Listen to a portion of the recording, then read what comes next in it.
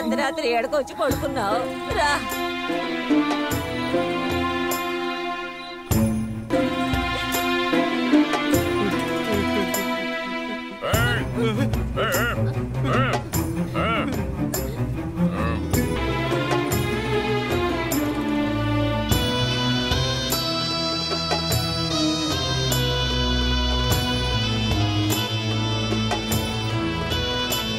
మా ఊరే వదిలి మా ఊపిరి వదిలి మేమెలుకలమైపోయాము పిల్లికి బెదిరి. మా గతమే వదిలి మా గౌరవం వదిలి మేమతిథులమై ఉన్నామే ఆందోళనకి.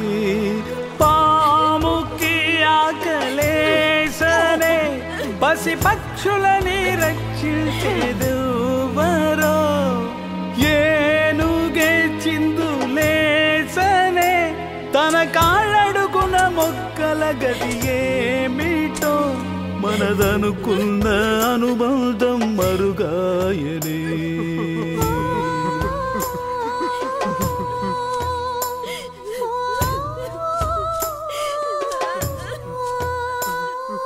చెమటేనేమో చెమటేనేమో ఈ చెమటల్లో సగభాగం కందీరేమో.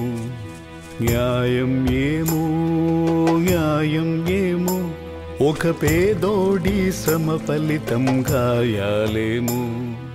పేదోళ్ళ దేహంలో ప్రాణం పీల్చే రక్కసులు నాడుల్లో రక్తం పీల్చే రెండు కాళ్ళు నేడు వట్టి తోలైపోయే.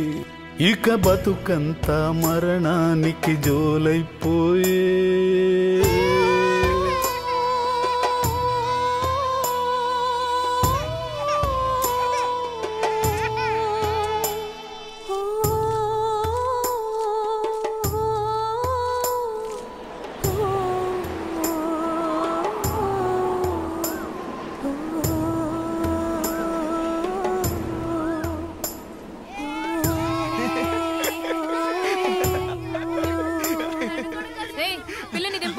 చేతులు కాళ్ళు మెలిక పడతాయి.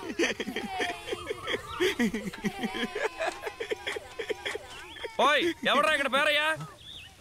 నేనేనయ్యా. నీ పేరు రాజు కదంట్రా? అది నా ముద్దు పేరు. నీకు లెటర్ వచ్చింది, ఉత్తరం వచ్చిందిరా. డబ్బు అట్రా చదివినిపించానా? రాజుకు ఉత్తరం వచ్చింది, 2 అణాలు ఇవ్వా? ఇచ్చి పెట్టావా? అప్పుగానే లెక్కలు చూడగానే ఇచ్చేస్తాను. లోపల కుండలో ఉంది, తీసుకో. అందరు రండి, రాజుకు ఉత్తరం వచ్చింది. జలదూరంలో ఎదిరించి కర్రెచ్చి వాళ్ళ మామ జైలుకి వెళ్ళాడంట. అందుకని ఉత్తరం రాయడం కుదరలేదంట. అలా అని ఎవరు రాశారయ్యా? మీ అమ్మమ్మరా. రాజు, అమ్మమ్మ దీవెనలో నేను బాగున్నాను, నువ్వు బాగున్నావా? మన వాళ్ళు బాగున్నారా? రోజు పళ్ళు తోకో, ఒళ్ళు రుద్దుకో, గద్దల్లో కుడిపేస్తే పేడ రాసుకో. మా గురించి బెంగెట్టుకోకు, కడుపుకి తిను. ముఖ్యమైన విషయం, అమ్మమ్మ నీళ్ళు వేసుకో. అయ్యో, ఇదే విచిత్రం రా, నీ ముసలితో కడుపుతో ఉందా?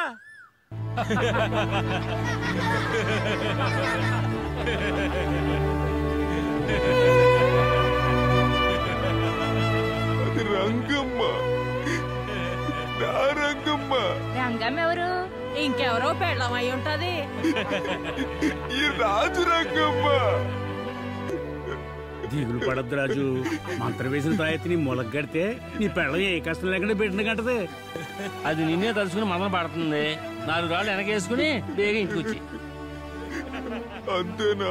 ఉందిరా, రంగం ఏమంటుందంటే రాజుని ఆరోగ్యం చూసుకో, కరిలచ్చికి గంగరాజుకి సాయంగా ఉండు, నిన్ను కావాలనుకుంటున్నాను, నాకు భయం వేస్తుంది, నువ్వు ఎప్పుడు వస్తా, స్కూల్టాటికైనా వచ్చి వేగిన వచ్చి నా మెడలో తాడి ఇంకా కట్టు. అయ్యో అమ్మా మరిడమ్మ తల్లే, మన తాయెత్తుని ఈడి మొలక కట్టాలా లేకపోతే గిలక్ కట్టాలా చెప్పు తల్లే. అమ్మా మరిడమ్మ. రాజుకి అమ్మాయి కావాలా అబ్బాయి కావాలా?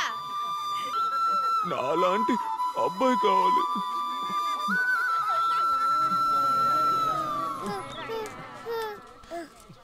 కాదు కాదు, అమ్మాయే కావాలి, నీలాంటి అమ్మాయి. నాతో ఎలా ఉంటూ ఎలాంటి ఏదో పని చేసొచ్చా? రాజుకేం తెలీదు, రంగం. రేయ్, తప్పంతా ఆడదాంది అన్నావు, చీపురు కట్టు తిరగేస్తాను. మర్యాదగా లెక్కలు చూసిన తర్వాత తొందరగా ఊరికెళ్ళే పని చూడు, పాప మూట కట్టుకోకు.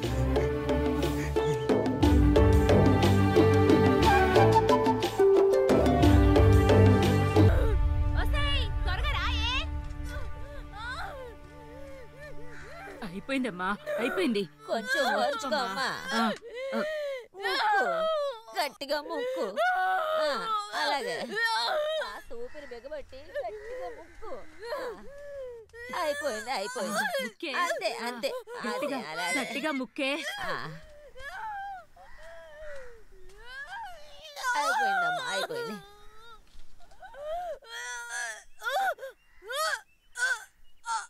అంతేనే. అందరూ రండే, అందరూ రండే. బిడ్డ పేరయ్య గారి పుణికి పుచ్చుకున్నాడు, చూపు మాత్రం వాళ్ళ అమ్మమ్మదే.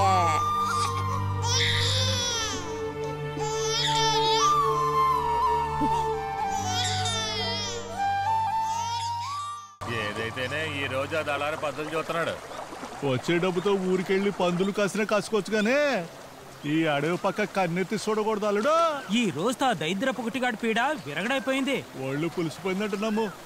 దారిలో వాన పడితే చలి నువ్వెక్కడున్నా వెతికి కనిపెట్టి కత్తి పీటతో నీ పీక కోస్తాన్రా.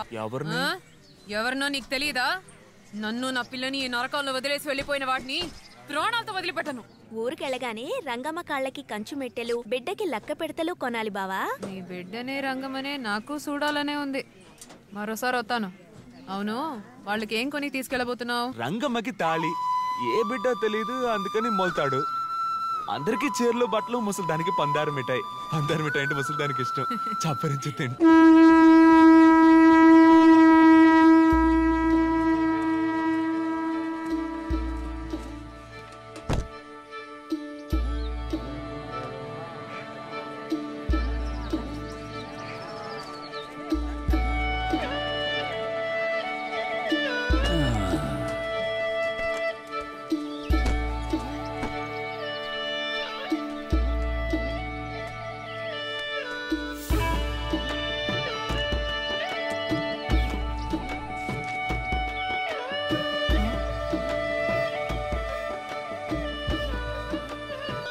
బావా లెక్కలు చూస్తున్నారు.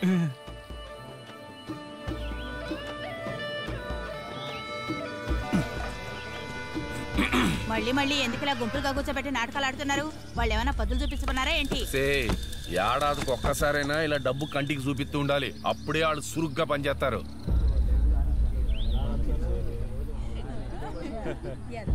ఎత్తాడు అబ్బాయి సుబ్బలక్ష్మి.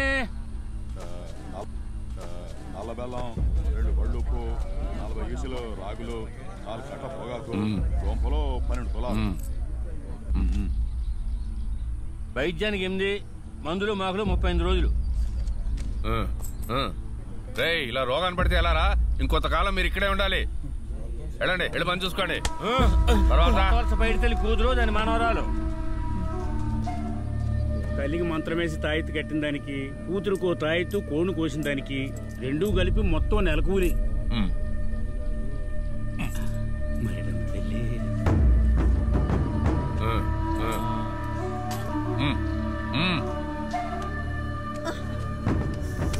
కట్ట నరిసిగాడు కొండయ్య. నాకు మరో దిక్కు లేదు. నేను ఇక్కడి నుంచి పోను సామె. నా పెళ్ళాం బిడ్డల్ని అడవిగా భరించాను. నేను దేనికి పనికిరాడు.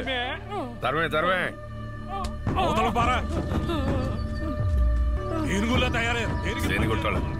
తర్వాత చాలు రాజు.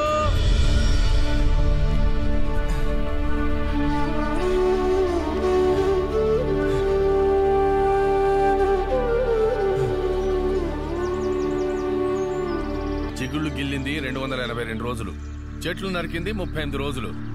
సాయిబు నీ లెక్కేంటి? కాంబళ ఒకటి, ఇతర పాత్రలు 2, 3, కంబళి మూతలు పొగ్గొట్టం 1, 100 బిళ్ళలు 2, 4, ఆ తర్వాత పొగాకు 4 కట్టలు, దుంపలో తూలం, నల్ల బెల్లం పడి 80 ఈసలు రాగులు.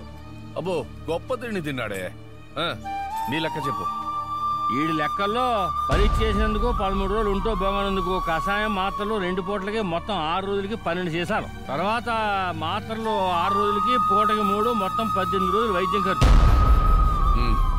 తీసుకో.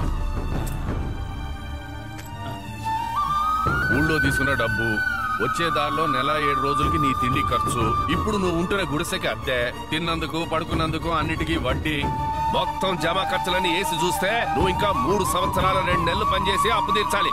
దొరకే కింద బా.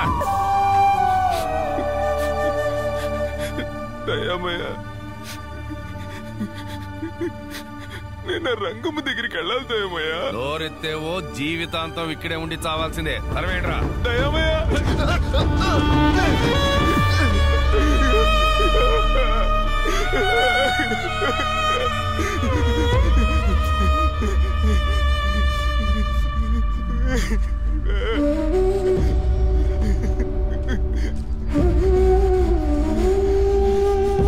మాణిక్యం కూతురు వల్లి. పారిపోయిన నీ మొగుళ్ళకి ఎవడు తీరుస్తాడు? ఓవే పొమ్మంటున్నానా?